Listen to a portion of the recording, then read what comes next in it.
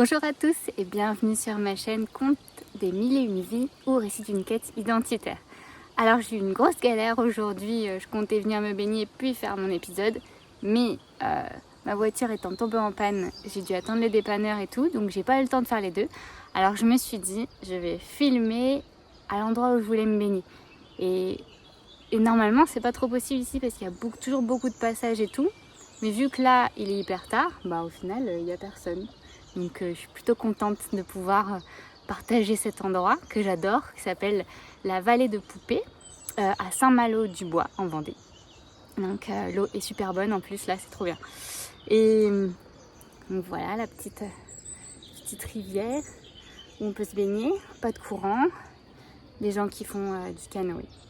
Bref, alors, du coup, je voulais commencer cette vidéo par répondre à une question qu'on m'a posée en vrai, quelqu'un que j'ai rencontré en vrai qui s'appelle Damien et qui m'a posé une question en particulier, enfin deux questions. Si j'avais eu peur avant mon départ, enfin, si j'avais eu des peur de partir ou quelque chose comme ça. Et directement, je lui ai répondu non, parce que j'avais tellement envie de partir. J'avais l'impression qu'il n'y a rien qui me retenait en France. J'avais l'impression que tout était soit toxique, soit non réciproque. Mes relations, que ce soit familiales, que ce soit amicales, enfin voilà, partout, j'avais l'impression finalement que c'était pas forcément très épanouissant et qu'en fait le mieux m'attendait.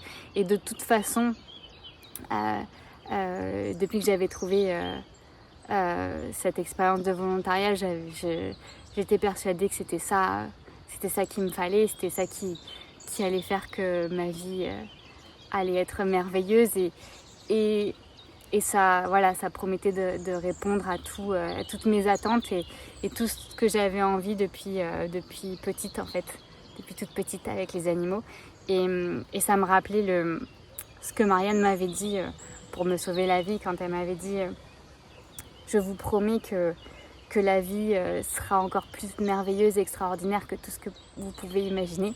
Et là, c'était vraiment, j'étais persuadée que c'était ce que j'allais vivre, c'était ça. Donc voilà, j'ai dit non. Et après, j'ai réfléchi à cette question. J'ai réfléchi à ta question, Damien, pendant plusieurs jours. Et il y a une petite grenouille qui fait du bruit. Je sais pas si vous l'entendez. Trop mignonne. Et j'ai réfléchi, en fait, si j'avais eu des peurs, mais elles se sont enclenchées après que j'ai tout réservé. En fait, mais vous me laissez parler? Ouais, après que j'ai eu tout réservé, etc. Oui, j'ai commencé à avoir des peurs. J'ai eu deux peurs principales. C'était celle d'être exclue, en fait, d'arriver dans un groupe et puis de ne pas trouver ma place comme en France et d'être exclue au bout d'un moment, de ne pas me sentir bien, de ne pas m'entendre avec les gens. Enfin, moi de tout faire pour m'entendre avec eux et puis que eux ne m'incluent, enfin ouais, m'excluent tout simplement ou ne m'apprécient pas ou fassent en sorte que je sois exclue, comme ça s'est souvent passé en France pour moi, dans mes différents groupes d'amis ou petits groupes d'amis ou duos d'amis.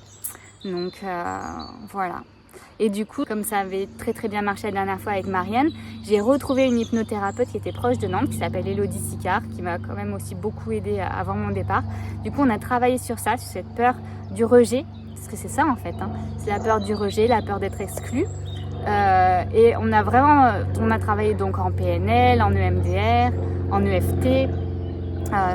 PNL c'est programmation neurolinguistique, EFT c'est Emotional Freedom Technique, EMDR je ne sais plus exactement l'abréviation, enfin le descriptif, mais je vous en avais déjà parlé avec Marianne et c'est des techniques pour moi qui m'aident vraiment énormément et c'est tout positif en fait, on va vers notre objectif, vers ce qu'on veut. Donc l'objectif de façon positive c'était me sentir inclus, me sentir à ma place, me sentir appréciée pour qui je suis, etc. Et donc on a travaillé ça.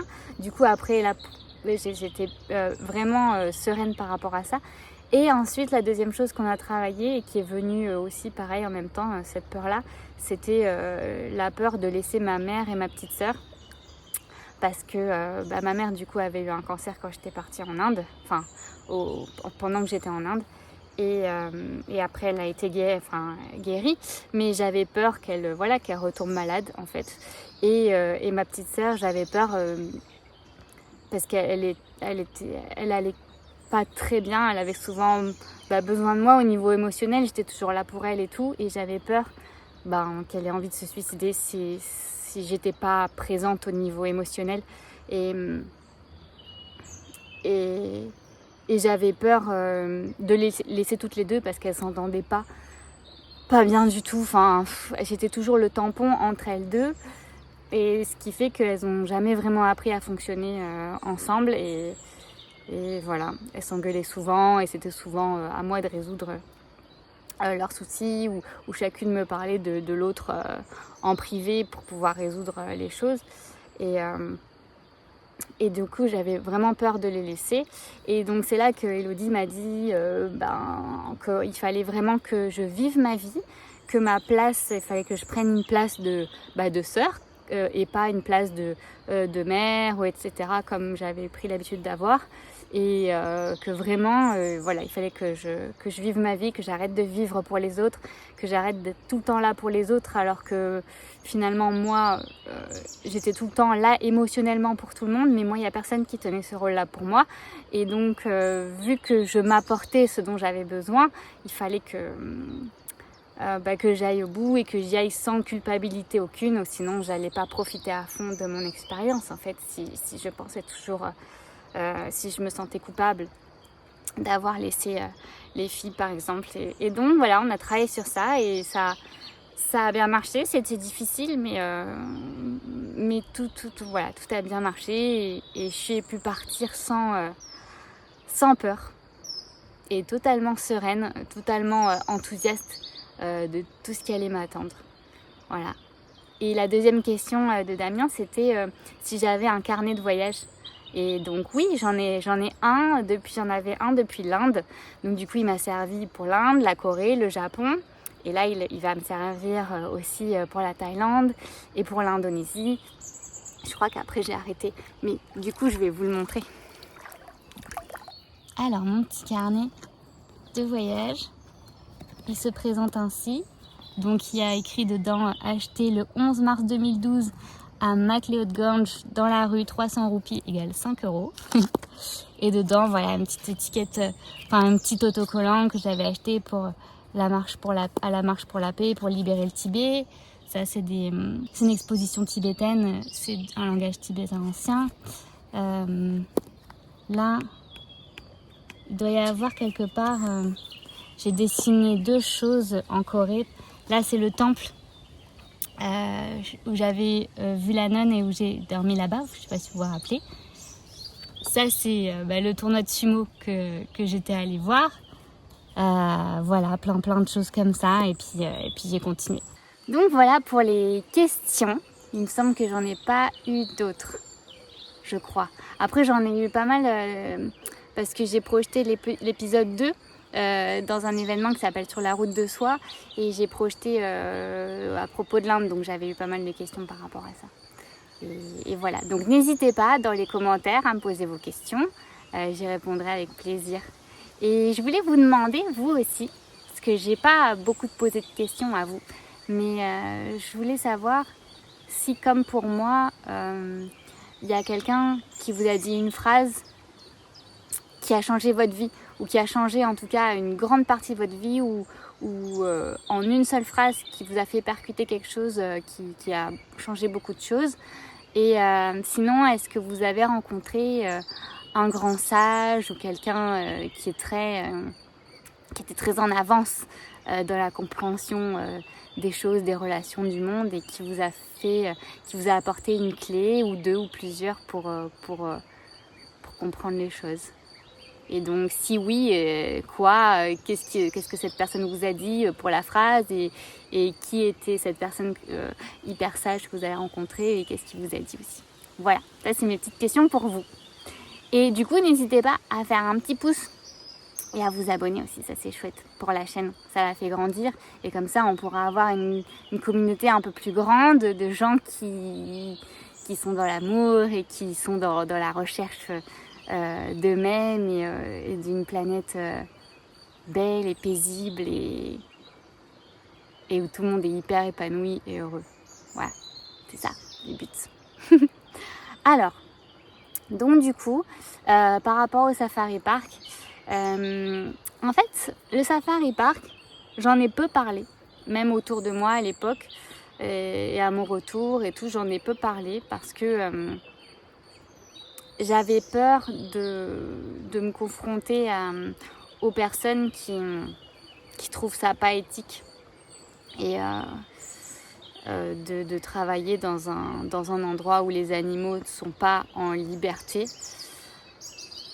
Et je pourrais que les comprendre en fait. Et j'étais pas forcément prête à faire face à ce jugement parce que je trouve qu'il est aussi quand même légitime et je savais pas comment y répondre vraiment au fond de moi-même, si ce n'est que je me sentais peut-être égoïste au fond de moi d'avoir voulu être en contact avec ces animaux alors que normalement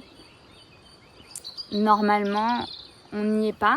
Mais ces dernières années, si, en fait, j'ai tellement vu... Bon, déjà, j'ai vu beaucoup de vidéos ou d'interviews de gens qui étaient quand même au contact de grands félins et d'animaux sauvages comme ça, qui avaient vraiment un lien privilégié sans que pour autant que ces animaux soient en enclos. Et donc déjà, oui, on peut avoir un contact humain avec des animaux sauvages. Je pense pas que ça soit... forcément les dénaturer et on coexiste sur cette planète donc à partir du moment où c'est fait avec respect, oui je sais, enfin voilà, on va pouvoir partir dans un débat mais voilà, c'est ce que je pense en tout cas. Je pense qu'il faut pas priver aussi, il y a des êtres humains, c'est vraiment un besoin profond. La thérapie par le contact animal, elle est réelle, elle existe, elle est réelle. Et moi, ça a été vraiment ça, quoi. C'était un besoin, c'était vraiment un besoin de sentir la fourrure d'un animal sauvage. Ouais, c'était un besoin. Donc... c'est pas totalement négatif. J'ai un peu résumé rapidement en disant fourrure parce que c'était ce que je sentais en premier, mais évidemment c'est très raccourci, c'est sentir un être vivant, puissant, sauvage, étranger à nous, son cœur qui bat, sa respiration, ses yeux, enfin sa vibration, enfin je sais pas comment expliquer, c'est très difficile à expliquer pourquoi. Et le besoin et la sensation, parce que c'est très réducteur tout ce que je vais pouvoir dire. En tout cas, c'est quelque chose de très, très, très puissant et très, très, très profond. Et du coup, donc ouais, il y a cette part de moi qui avait peur de ça.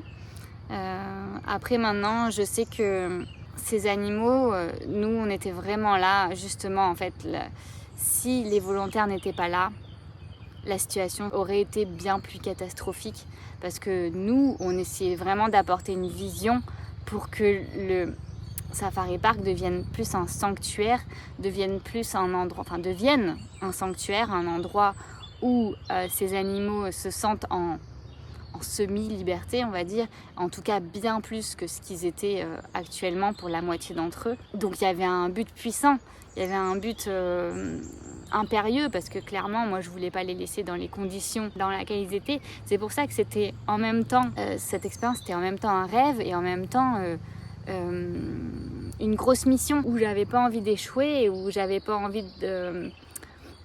justement, je faisais pas que profiter, non, c'était vraiment, genre, j'essayais de toutes mes forces, par tous les moyens, en essayant de comprendre la situation très vite, de comment tout se passait là-bas, d'aider au maximum. Et ce qu'il fallait, en fait, c'est... Alors déjà, on arrivait dans un pays où la mentalité n'était pas forcément la nôtre, c'est-à-dire prendre vraiment, vraiment soin des animaux et faire en sorte qu'ils se sentent complètement bien. il y avait beaucoup d'utilisation des animaux à des buts touristiques, enfin beaucoup, bien moins qu'à certains endroits, justement grâce aux volontaires, mais il y en avait quand même. Et le but, c'était que moi, quand je parte, enfin pour moi, puisque enfin, de base, je restais que quelques mois, c'était que ça ait avancé là-dessus, quoi. Que on enlève, il y avait un tigre notamment, qui s'appelait Blue, qui était, je pense, il n'était pas très jeune, mais il n'était pas très vieux. Il était, normal. Et le but, c'était que Blue soit plus amené à aller faire des photos avec les touristes. Ça, c'était un des grands buts.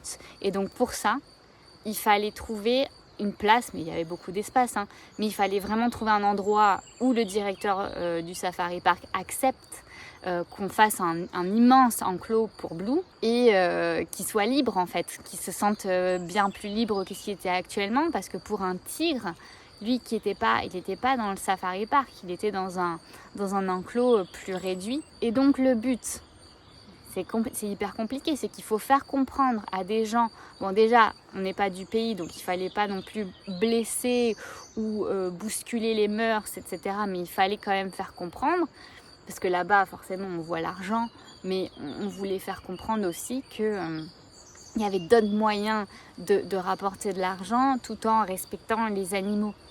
Donc pour moi, c'était un vrai, c'est un vrai taf, quoi. Il y avait beaucoup de travail à ce niveau-là. Et donc, j'étais contente de pas faire, je faisais pas partie d'une chaîne, d'un endroit qui, pour moi, qui exploite ces animaux, parce que nous, on était là pour que justement, le peu qui se passait dans ce safari park, ça s'arrête. Voilà. Donc, moi, tous les jours, je pensais à ça. Tous les jours, je me disais, allez, comment je vais faire pour sortir Blue de cet enclos ? Comment je vais faire pour que Blue ait un grand enclos ? Ça faisait des années que le programme de volontariat a été mis en place et ça n'avait pas été résolu. Mais moi, j'étais déter pour faire ça, quoi. Et si aussi, je voulais dire par rapport à ça, que j'ai aussi un peu nuancé, pareil, ma vision des zoos, de certains zoos, de parcs animaliers.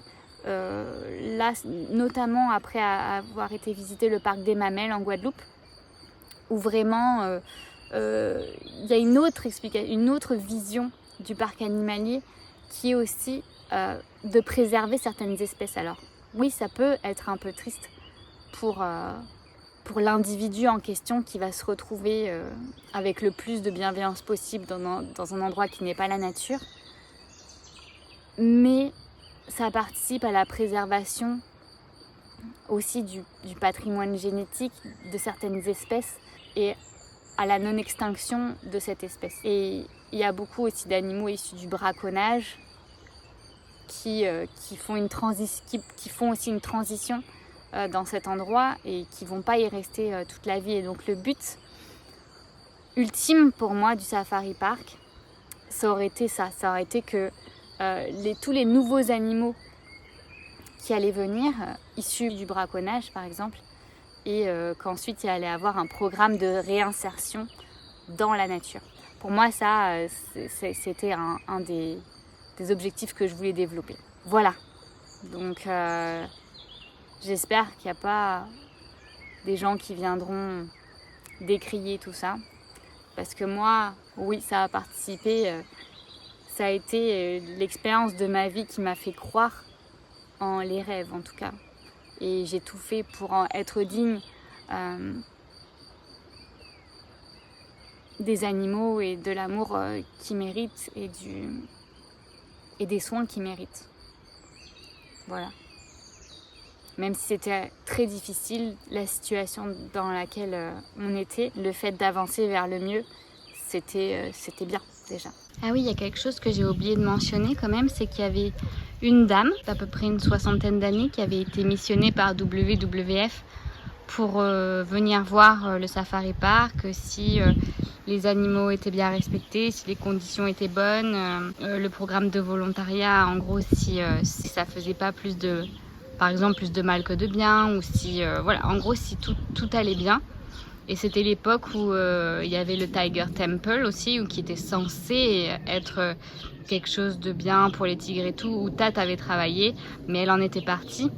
Elle avait travaillé, je sais plus, 4 ans, 5 ans là-bas.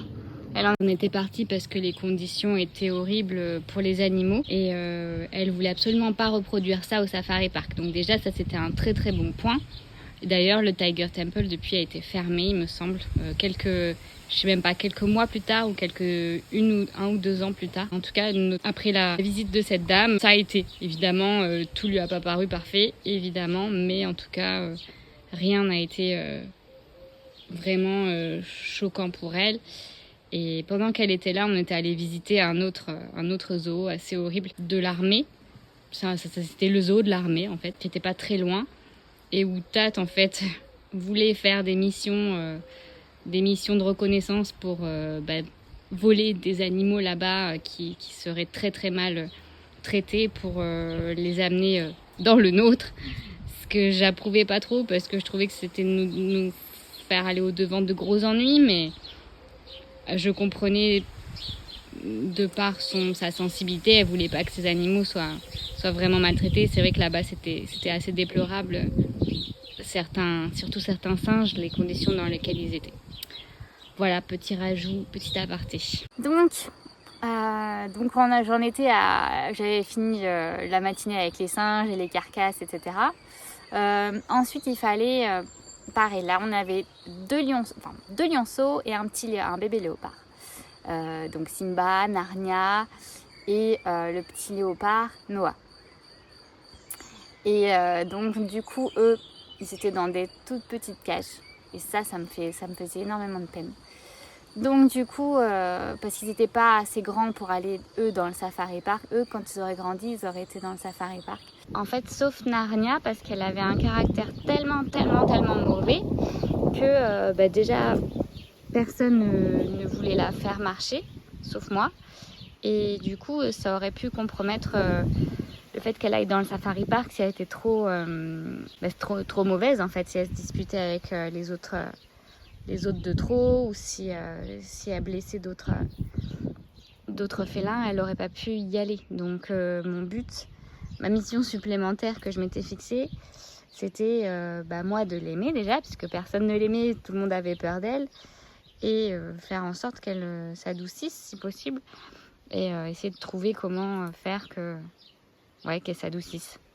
Donc sacrée mission à chaque fois, parce que c'était beaucoup de morsures, de griffes, de rugissements, etc. Mais moi, je me disais juste que c'était légitime, la colère dans laquelle elle était, d'être enfermée, d'être traitée comme ça, alors que c'est un animal sauvage qui a tous les droits d'être en pleine liberté. Donc je vois pas pourquoi en plus on la punirait d'une façon supplémentaire en la sortant pas, en la faisant pas marcher, ou en la mettant pas dans le Safari Park plus tard. Enfin, ça serait horrible. Donc voilà, pour moi, je la comprenais de cette façon-là, et je trouvais que sa colère, elle était normale. Donc je faisais de mon mieux pour lui apporter au moins le minimum. Donc nous, on les sortait 2 fois par jour pour leur faire une longue promenade. Donc on faisait une promenade avec une longe qu'on accrochait à un collier, et puis voilà, on marchait sur un des chemins du Safari Park, et on les amenait ensuite pour le petit déj. Donc vu qu'ils étaient encore petits, il y avait biberon, donc le rêve de tout enfant, de donner le biberon à un bébé lion ou un bébé léopard.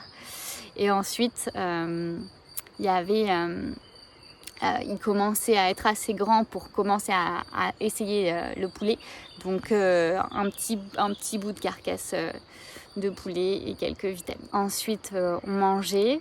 Donc ensuite il y avait toute une partie où on pouvait se consacrer soit au nettoyage, au karcher des enclos, etc. Soit à l'élaboration de jouets ludiques pour les singes pour pas qu'ils s'ennuient. Donc pareil, il y avait aussi un projet pour que les singes soient dans des endroits beaucoup plus grands et se sentent bien mieux. Et donc en attendant, on pouvait construire des espèces de jouets pour eux, en fait, des boîtes qui peuvent ouvrir, un petit tableau avec des bambous, donc coupés en transversal, donc plein de trous. Et dans tous les trous, on pouvait mettre des choses différentes, des saveurs différentes. On pouvait mettre un petit peu de beurre de cacahuète, un petit peu de banane écrasée, des choses comme ça. Et donc du coup, après, ils mettaient leurs doigts comme ça dans les trous, puis ils mangeaient. Donc ça pouvait aussi les occuper pendant un petit moment. Il y avait un singe qui était un gibbon, qui s'appelait Chutney. Il avait été habitué au contact de l'homme très jeune parce qu'il avait été, c'était l'animal de compagnie d'un homme, mais qui était décédé. Et donc du coup, il avait atterri au safari park ensuite. Mais ça... C'était d'autant plus triste parce qu'il avait besoin de contact humain et du coup, si on pouvait lui en donner, ça lui faisait que du bien. Donc, il y a Tat qui voulait que je développe vu que j'ai été kiné et que elle m'avait dit qu'on pouvait lui prendre la main et tout. Donc, effectivement, on pouvait lui prendre la main. Et donc, moi, je lui massais l'intérieur de la main, les doigts avec les techniques, la méthode Bowen que je connaissais, tout l'avant-bras. Et il se laissait faire jusqu'à ce que je remonte jusqu'au-dessus du coude. Et après, il me donnait la deuxième main. Et je faisais pareil et tout. Et donc, Tat, elle me disait que c'était top, quoi. Ça participait forcément à son bien-être. Mais ça me posait toujours question parce que je me disais, est-ce que, voilà, quand je serai plus là, après, ou si jamais il y a des jours où je peux pas le faire, il va être triste, ou ça va beaucoup lui manquer. Alors, c'est vrai que c'est toujours difficile de doser qu'est-ce qu'on n'apporte pas. Est-ce que en apportant ça, on va créer plus de tristesse ensuite? Je sais pas. En tout cas, Chutney, des fois c'était triste, on entendait appeler dans tout le safari park. Et parce que ça ulule un peu, ça faisait ouh comme ça. Et ça faisait comme si elle pleurait un petit peu. Donc ça me faisait de la peine.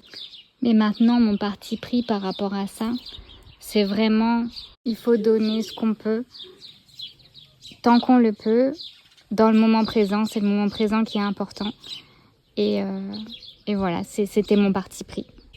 Donc j'ai vraiment aucun regret d'avoir partagé ces moments et d'avoir apporté du bien-être. Je m'étais mise après à construire des panneaux parce que donc le but c'était de récolter de l'argent parce que le safari park lui il allait pas dévouer de l'argent à faire les projets qu'on voulait, donc c'était à nous de récolter de l'argent pour faire les enclos, les grands enclos qu'on voulait pour Blue, etc. Donc ce qu'on avait fait, moi ce que j'avais fait, c'est que j'avais pas un grand panneau, j'avais demandé la traduction, j'avais écrit en taille est-ce que vous voulez nourrir les animaux, et donc ce qui fait que nous on donnait aux personnes des petits bâtons comme ça où ils pouvaient piquer des bouts de pastèque, les bouts de légumes et tout ça, on s'occupait de la diète et tout, et qui pouvaient le tendre à travers le grillage pour que les singes les attrapent. Donc ça c'était top parce que ça nous a permis de récolter de l'argent au fur et à mesure. Ensuite j'avais organisé, ça c'était ouf parce qu'il y a aussi pareil, il y avait personne qui avait encore pensé à ça. J'avais organisé une fête, une fundraising party, donc une soirée pour récolter des fonds, du coup pour l'enclos de Blue. Et c'était un bar à Kanchanaburi. Donc Kanchanaburi, c'est là où on allait une fois tous les 10 jours quand on avait un jour off. On n'en avait pas beaucoup, mais en fait on pouvait le prendre quand on voulait, mais souvent on voulait pas s'arrêter pour pas laisser les choses en plan, pas laisser les animaux, parce que si nous on n'était pas là, ils sortaient pas, par exemple pour les bébés. Du coup, voilà, on s'arrêtait pas souvent. Et une fois qu'on était sur Kanchanaburi, du coup, on avait organisé ça dans un bar où on allait souvent, où Tata connaissait quelqu'un. Donc c'était trop cool parce que j'avais fait la DJ, j'avais mis toute ma playlist, tout le monde avait dansé et tout. On avait préparé à manger qu'on vendait aussi pour récolter des fonds. Et puis on faisait des annonces micro aux gens pour qu'ils donnent un petit peu pour récolter. On expliquait pourquoi. J'avais fait des flyers pour expliquer pourquoi. On avait fait des photos et tout. Voilà, pour aussi on pouvait recruter d'autres volontaires aussi qui étaient là, voilà, et c'était vraiment chouette, on s'était vraiment éclaté à cette soirée, et c'était le moment où il y avait Zoé qui était arrivée. Et Zoé, ça a été une fille super avec qui je me suis hyper bien entendue au Safari Park. On a fait plein de choses ensemble. Dans certains jours off qu'on s'était pris, on était allé voir une super cascade immense qui s'appelait Erawan Waterfall, et où on a pu se baigner et tout. On était allés en scooter que toutes les deux. On avait fait peut-être 1 heure, je sais plus, 1 heure et quelques de scoot. C'était la liberté. C'était une rando, il fallait monter. Puis entre temps, il y avait des petits bassins comme ça donc on pouvait se baigner dans les différents bassins. Donc ça c'était top. Et avec elle aussi on était allé à un temple qui s'appelait le temple du dragon. Et en fait c'était un temple mais trop beau, vraiment en forme de dragon. Et avec une bouche grande ouverte comme ça, c'était l'entrée du temple. Et avec la langue qui se déroulait sur plusieurs centaines de mètres, cette langue. Et la langue était en forme d'escalier, donc on montait sur la langue et on arrivait dans la gueule du dragon pour l'entrée du temple. Et c'était vraiment chouette. Bon, voilà. Que dire d'autre par rapport à tout ça ? Je crois que je me suis un peu égarée par rapport à tout ce que j'étais en train de dire par rapport à la journée. Ah oui, donc j'étais arrivée à la journée. Donc une fois qu'on avait fait le bricolage, etc., après il fallait renourrir les animaux, il fallait repromener les bébés. Et ensuite, c'était pas encore terminé, il y avait aussi un des deals passés avec le directeur du zoo, c'était de donner des cours d'anglais au staff, en fait, pour que le staff devienne beaucoup plus anglophone et puisse discuter plus avec les touristes et tout. Et donc au staff et aux enfants du staff. Donc en fait, on s'occupait beaucoup des enfants des gens qui travaillaient au safari park et qui étaient logés sur place comme nous. En fait, tout le monde habitait sur place, c'était top. Et donc pendant ces soirées-là, on apprenait l'anglais, on faisait en faisant des dessins, etc. Et moi, j'avais voulu aussi faire des cours de danse pour les enfants. Donc j'avais fait des petits cours de danse et elles étaient contentes, les filles. Donc voilà, ça c'était une journée. Et ensuite, toujours pas terminé, quand on rentrait, il fallait promener la meute de chiens de Tat et Ned. Donc on prenait les scooters et on les faisait courir dans la jungle pendant 1 heure parce que sinon ils étaient infernales. Donc c'était pour les défouler aussi. Et voilà, ensuite on rentrait, ensuite on pouvait manger et aller se coucher et recommencer le lendemain. Donc c'était vachement intense.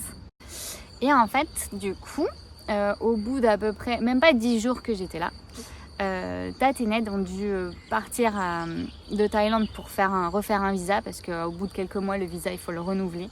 Il faut sortir du pays, sinon on ne peut pas rester. Et donc, ils m'ont laissé en charge de tous les volontaires du safari park. Voilà. Et du coup, j'étais très flattée de cet honneur. En même temps, c'était assez stressant parce qu'il y avait beaucoup de choses à manager, il y avait beaucoup de choses à s'occuper. Il y avait aussi le relationnel, tout le relationnel avec les autres volontaires et tout. Et c'est vrai qu'être à une place un peu plus élevée, ça implique des responsabilités qui sont différentes et un positionnement qui est différent et qui n'est pas toujours forcément accepté, je le sais, parce que moi-même, je m'en suis voulu, mais moi-même, j'ai un peu jugé. Je me souviens, Tat, au début, en me disant oui, mais elle fait pas beaucoup de choses, etc. Nous, on fait beaucoup de choses et tout. Mais en fait, c'est juste épuisant. Enfin. Mais après, elle a fait plus aussi. Après, elle a fait plus, donc elle était, je pense, dans une période où elle était fatiguée. Mais après, moi-même, je le reconnais. Et plus jamais, après, j'ai jugé qui que ce soit après ça, en me disant oui, elle en fait pas assez, etc. Parce que c'est très dur déjà de gérer tout le monde, c'est très dur de tout gérer, surtout qu'elle gérait énormément de choses au niveau de l'internet, etc. Tout répondre à tous les volontaires, lire les formulaires, etc. Donc, enfin bref, moi ça me stressait parce que j'avais peur effectivement de blesser des gens ou d'être jugée ou des choses comme ça. Donc je l'admets, c'était une de mes peurs. Mais ça s'est bien passé. Ça s'est même très bien passé, enfin tout s'est très bien passé en vrai. De toute façon, vu qu'elle m'a laissé le flambeau officiellement, qu'elle a expliqué, enfin qu'elle l'a dit devant les autres et tout, donc en fait il s'est passé aucun problème. Et en plus de ça, donc je sais pas si vous vous souvenez, le grand Norvégien que j'avais rencontré à la gare routière, il avait envoyé son formulaire et donc Tat avait accepté qu'il vienne 1 semaine, même si normalement on vient pas aussi peu de temps. Mais comme elle s'en allait etc. et que j'allais être toute seule, elle a accepté qu'il vienne. C'était quand même sympa de sa part. Donc il a été là quand j'étais en charge de tout. Il m'a quand même un petit peu aidée, donc c'était sympa. Et donc on est sortis ensemble. Et je me disais, waouh, c'est trop bien. J'ai rencontré quelqu'un par hasard et tout. Il a vraiment adoré ce que moi j'allais faire. Il est venu. Il a quand même rempli le formulaire et tout. Il m'a aidée. Donc c'est cool. Après, on était allé passer une journée à Kanchanaburi, une journée et une nuit à Kanchanaburi ensemble. Voilà, il m'avait fait un Skype avec sa maman. Donc, il m'avait présenté sur Skype à sa maman. Du coup, moi, je m'étais dit, waouh, bon, ben, c'est une relation qui a l'air de bien avancer, en tout cas, comme moi, je les aime, quoi, quelque chose de sérieux. Et donc j'étais contente. Et après, lui, il est reparti parce que de toute façon, il avait son billet de réservé pour l'Indonésie. Donc lui, après, il est parti. Donc après, il y a eu Zoé qui est arrivée, où on s'est super bien entendu et tout. Et Zoé, elle m'a fait me rendre compte que j'étais pas forcément seule, mais ça a été un hasard, que j'étais pas forcément toute seule dans ce sentiment, enfin cette peur d'être exclue ou quoi. C'est que j'avais vu un livre quand j'étais allée dans sa chambre un jour pour la sauver d'un cafard, un gros cafard volant horrible, que j'avais... En fait, j'avais... Juste petit aparté. Moi, j'avais vraiment la phobie, je détestais les cafards et tout, c'était horrible, enfin c'était comme ça. Et volant. Mais au fur et à mesure d'y être confrontée, je m'étais habituée et j'avais trouvé une technique, c'était que je prenais, on avait une petite bassine, je la calais contre le cafard, enfin sur le cafard. Après, je glissais une balayette ou une feuille ou je sais pas quoi dessous et après, je le virais dehors. Donc, parfait. Et je faisais ça, je prenais tout mon sang-froid et je le faisais quoi. Et donc une fois, Zoé m'a appelée pour faire ça. Et j'avais vu un livre qu'il y avait sur sa table de chevet où il y avait écrit, en gros, en anglais, c'était le titre parce qu'elle était anglaise, comment se faire des amis. Ou comment se faire des amis. C'était ça en fait. Et je me dis, bon bah, en fait, je suis pas seule. et c'était cool, on s'est hyper bien entendu. Comme quoi, je pense qu'on était juste deux personnes peut-être un peu différentes de la majorité des gens, mais comme quoi entre nous, tout s'est toujours hyper bien passé, c'était merveilleux. J'étais trop contente de la rencontrer, c'était trop bien, elle était trop gentille. Donc voilà, on a fait plein de choses ensemble, plein de petits projets, plein d'améliorations pour les singes, des petites plateformes, des choses pour qu'ils se baladent, voilà, et puis toutes les sorties qu'on a fait ensemble. J'ai des photos de nous totalement trempés sous la pluie, en train de faire des constructions dans les enclos des singes et tout. Et aussi, on avait fait, pour se sortir un peu de tout le temps du travail et tout, avec Tate et Ned, ils avaient organisé un concours de cuisine qu'on faisait une fois par mois. Et donc, on lançait un thème et on devait respecter ce thème. On devait aller au marché et tout, c'était la grosse mission, hein. Chacun allait au marché, faire ses petites emplettes pour faire le plat qu'on avait décidé et tout. Et puis après, après on devait voter pour qui avait remporté le concours. Et puis on mangeait tous nos plats, donc c'était trop bien. Et on avait fait sur les 5 sens, je me rappelle. Et avec Zoé, on était dans la même équipe. Ouais, c'était trop cool de faire ça. On utilisait les cuisines du Safari Park, du coup immense. Ça me rappelle des défis comme dans Pékin Express un petit peu. Ensuite, qu'est-ce qui s'est passé d'autre ? Il y avait Vicky et James qui sont arrivés. Vicky et James, c'était un couple qui eux étaient hyper efficaces.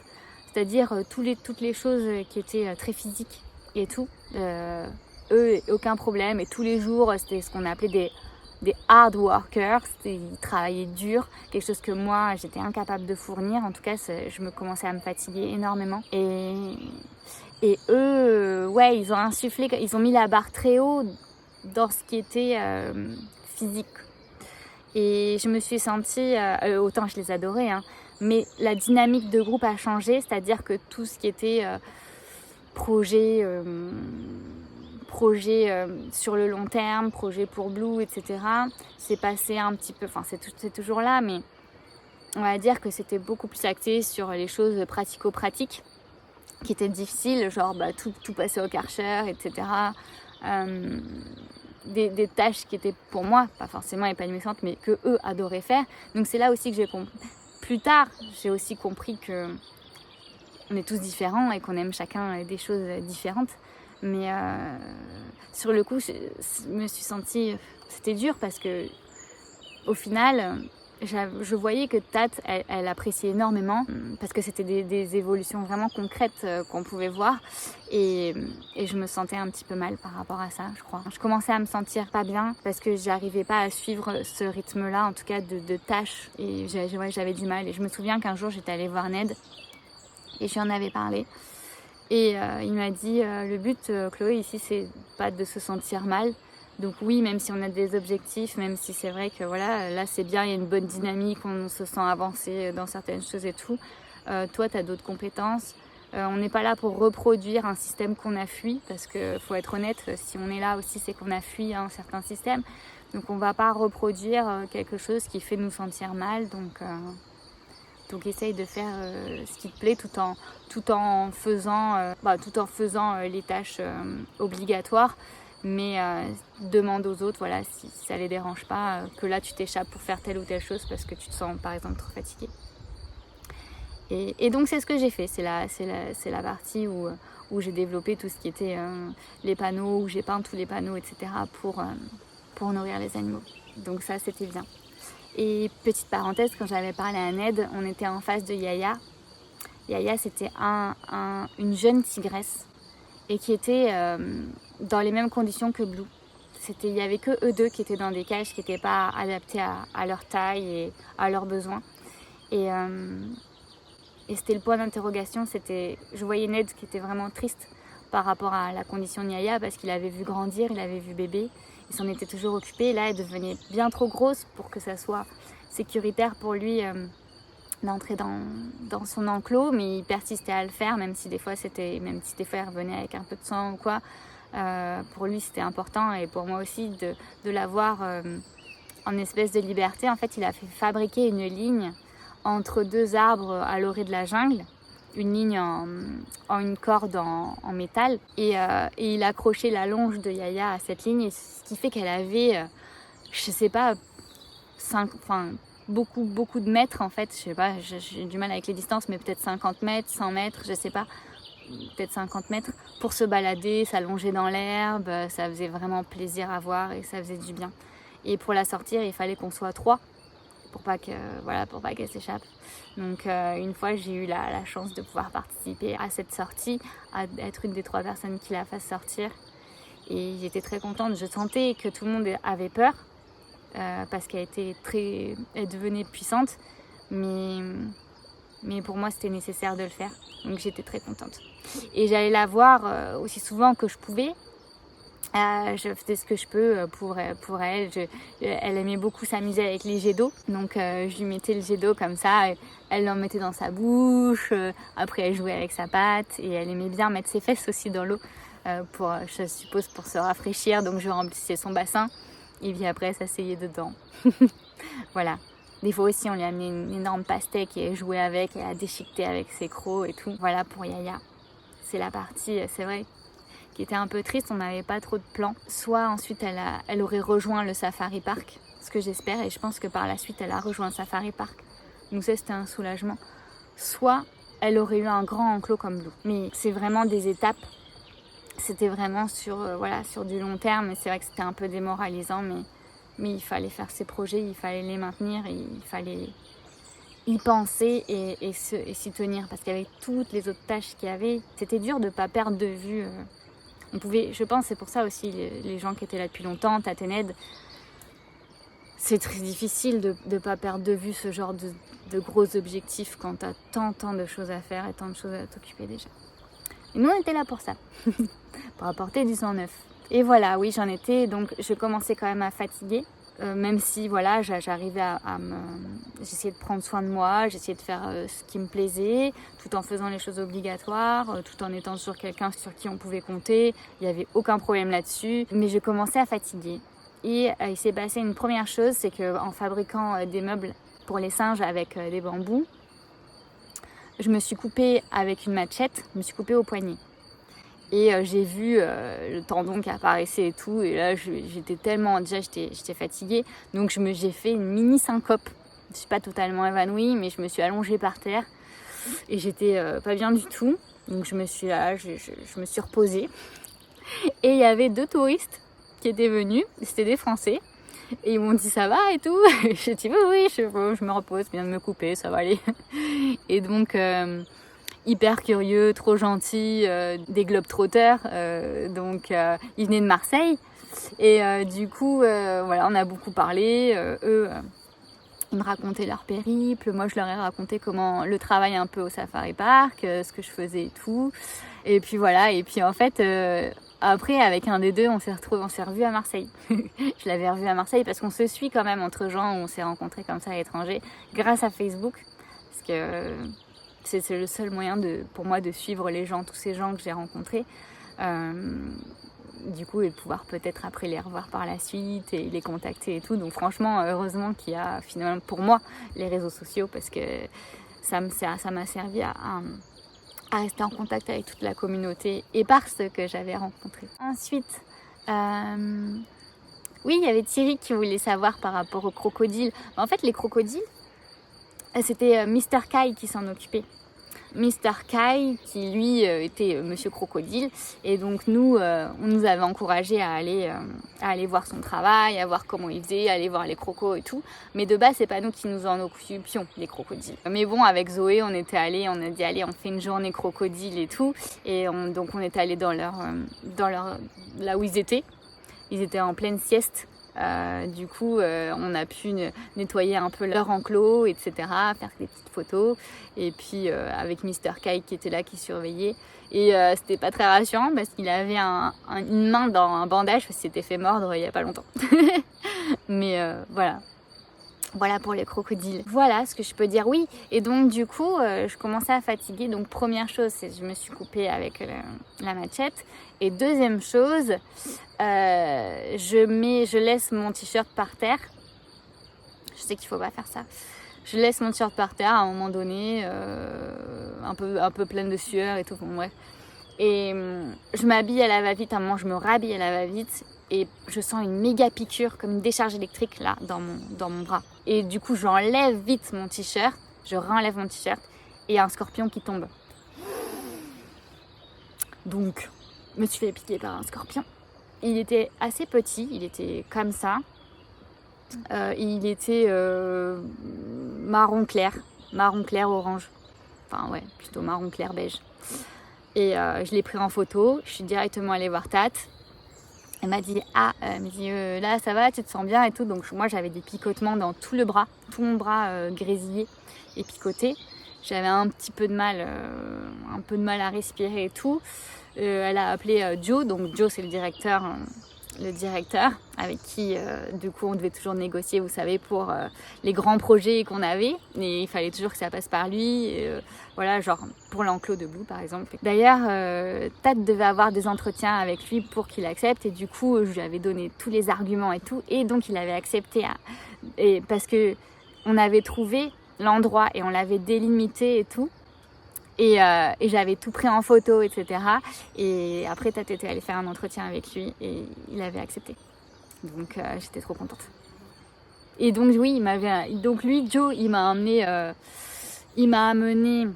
à l'infirme, enfin au centre médical le plus proche. Et ils ont examiné tout, ils ont examiné la photo, ils ont examiné la piqûre. Et en fait, ils ont dit que ça allait. Que là, si j'allais bien maintenant, c'est que j'allais aller bien plus tard. Donc du coup, voilà, on était rassurés. Et voilà. Mais après, il y avait énormément de scorpions. Il y en avait des énormes, mais genre plus grands ou comme ma main, noirs, avec des pinces énormes. Il y avait des insectes avec la corne, comme ça, qui font beaucoup de bruit quand ils volent. Mais eux, ils étaient trop mignons. Même si ça fait un peu peur quand ça vole, parce que ça... Moi, j'appelais ça des bombardiers. Ça te rentrait dedans. Et ça fait pa. Et ils te rentrent dedans, ils font même pas gaffe si t'es là ou pas. Hein. Du coup, tu t'en prends plein dessus. Mais ils étaient mignons. Et le pire, c'est des gros scolopendres. Genre épais comme mon bras là, avec les pattes. Bah, dégueulasse. Mais ça me fait flipper parce que ouais, les scolopendres, ça me fait vraiment flipper.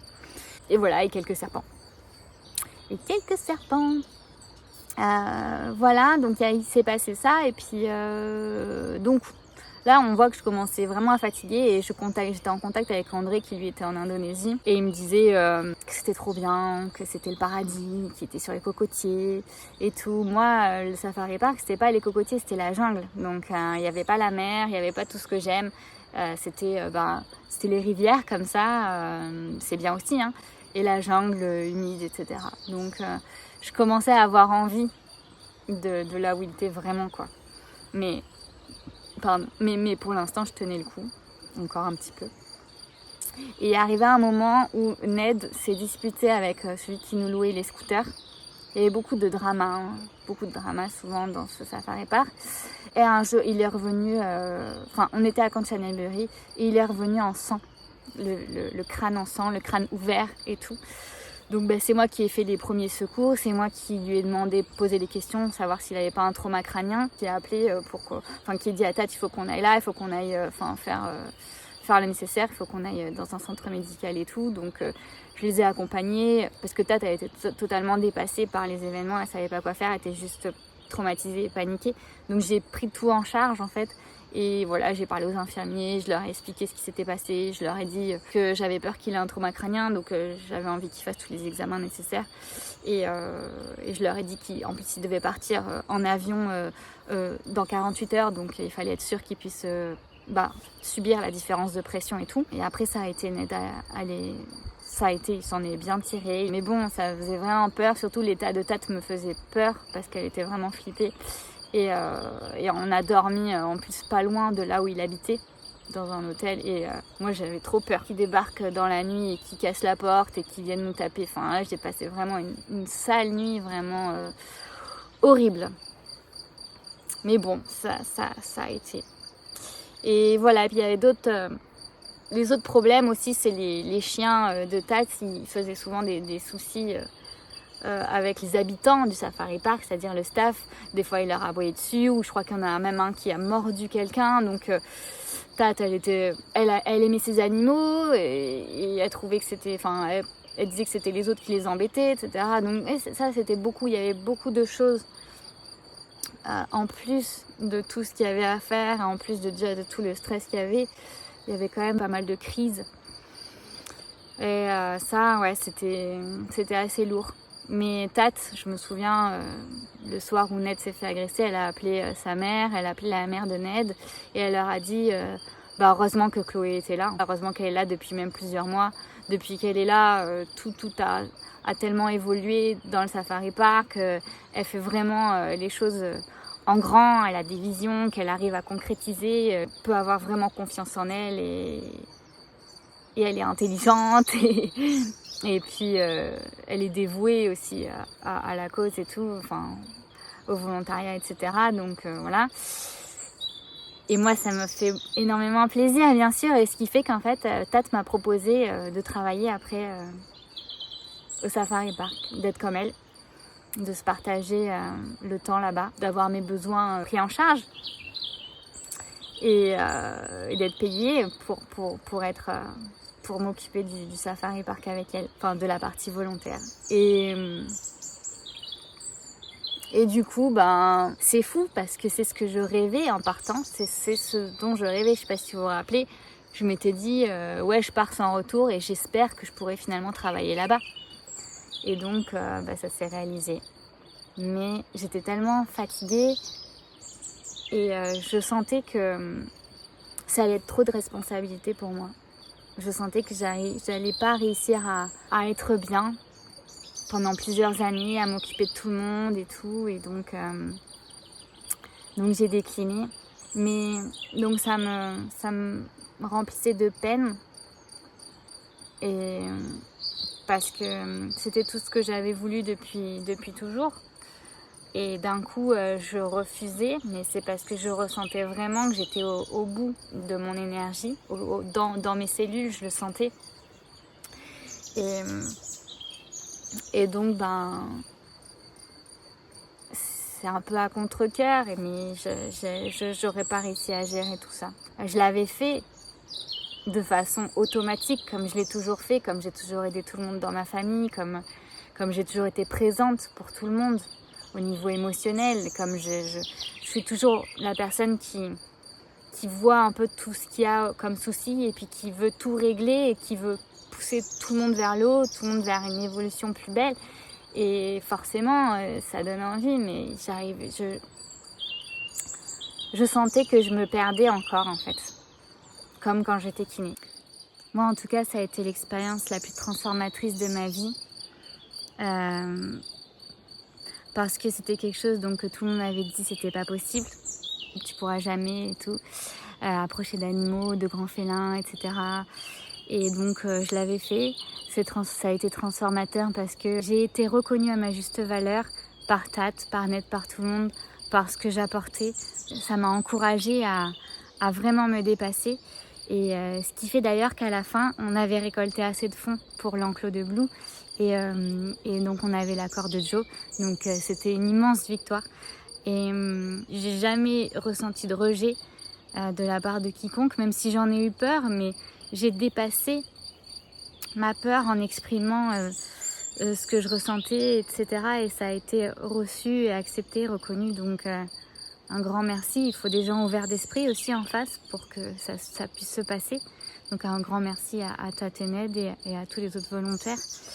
Et transformateur parce que c'était le besoin profond que j'avais depuis petite. Ça remplissait toutes les cases, ça remplissait un rêve, ça remplissait le plus grand rêve de ma vie. Depuis que j'étais née, c'était ça.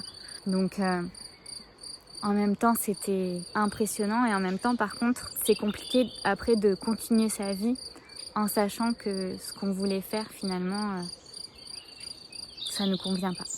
Donc, il va y avoir énormément de réflexion et même moi de le raconter, je trouve que j'attends avec impatience de savoir comment, en fait, après, les choses vont évoluer quand d'un coup, son plus grand rêve est rempli, mais qu'il n'est pas pérenne. Qu'est-ce qu'on fait dans la vie ? Qu'est-ce qui se passe ? C'est chaud, hein ? C'est hyper difficile. Et je ne sais pas s'il y en a certains d'entre vous à qui ça l'a fait. J'aimerais vraiment le savoir.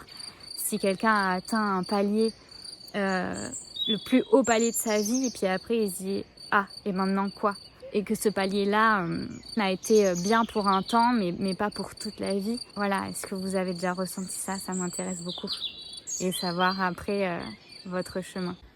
Donc du coup, la seule chose que je voyais que je pouvais faire dans le moment présent pour me sentir mieux, c'était de rejoindre André, donc le Norvégien, parce qu'il n'arrêtait pas de me dire de venir et que je lui avais raconté toutes mes mésaventures, le scorpion, la machette, le fait que j'étais vraiment fatiguée, que j'arrivais plus vraiment à suivre, à réfléchir et tout. Et il n'arrêtait pas de me dire mais viens, ici on est bien, ici c'est le paradis, ici c'est les cocotiers, c'est les plages de sable chaud et tout, tu verras. Tu vas bien te reposer, tu vas te ressourcer, ça va être super, on va faire plein de choses et tout. Comment résister à ça ? Ça faisait 4 mois que j'étais là non-stop à travailler dans les crottes de singe, dans tout, dans la jungle et tout. Et là, on me promettait l'eau cristalline, les poissons multicolores, les cocotiers, le soleil. J'avais trop envie d'y aller avec une personne que j'avais rencontrée et que que j'avais le coup de foudre, un petit peu, on va dire. Donc, oui, j'ai pas résisté longtemps. J'ai juste dit, par contre, moi, je suis tellement fatiguée, il faut que tu me dises où aller, où atterrir et que tu réserves un endroit, un point de chute, un hôtel pour une nuit, qu'on se rejoigne et après qu'on parte, quoi. Mais moi, j'arrivais pas, j'avais pas envie de gérer ça. Je connaissais absolument pas l'Indonésie, je savais pas où c'était sur une carte, je savais même pas le fuseau horaire comparé à la Thaïlande, enfin c'est vous dire. J'ai dit oui, mais moi j'organise quand même un minimum un voyage et là j'étais tellement fatiguée que non, c'est lui qui me pousse à venir en plus, donc j'ai dit fais ça pour moi s'il te plaît. Donc il a dit ok et il m'a dit viens à Lombok en fait, pas à Bali parce que moi je serai à Lombok. Donc c'est une île qui est à côté de Bali et moi je te rejoindrai là-bas.